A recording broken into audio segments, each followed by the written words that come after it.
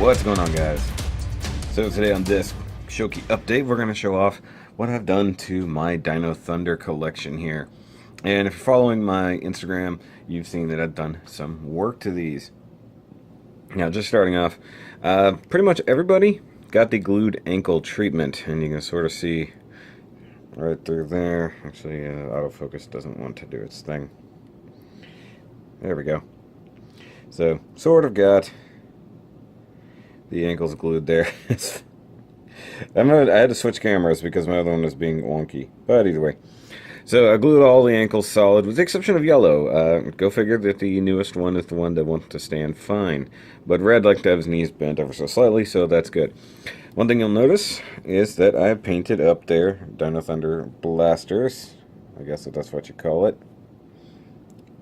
The autofocus doesn't know where quite to look, but added silver paint here. Just redid the gold at the tip, gold and red there, gold here, and then as you can see on the inside there, gold on the Dino Thunder logo. Did that for all three of the ones that do have these, with varying degrees of success.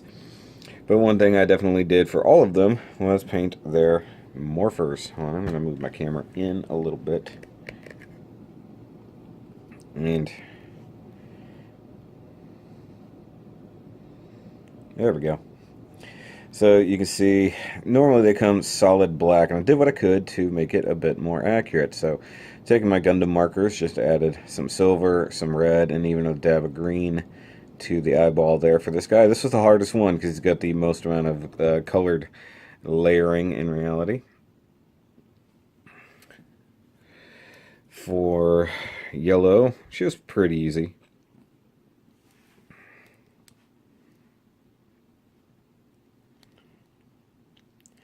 And it does blend in a little bit, but you got a little bit of silver there on the top crest. Couldn't really hit the eye. Didn't have a very good defined eye. Also, yellow is one of the hardest things to hit. And the tiny bit of silver that should be right here could not possibly do. Got silver on the bottom, silver there, and a little red there. It's, you know, it's a little sloppy, I admit, but it's the best I can do without having like an absolute like super finite brush. And Gundam marker also not the best paints to use, but the easiest that I have access to. We'll grab the Black Ranger here, Dr. O, because his brachio staff got the most amount of work out of anybody. Doesn't want to do close focus. There we go. And I took my nice Gundam marker gold, redid all the outside lines, painted the face black, painted the eye red, painted the little dot on the crest red, and then a little bit of black accent up there at the top. And then painted the two parts down here gold, and about as good as it'll get. His morpher was definitely the easiest because it was molded the best and was already molded in the right gold. So all I did was add the black and the red. I don't know what that noise was I just heard.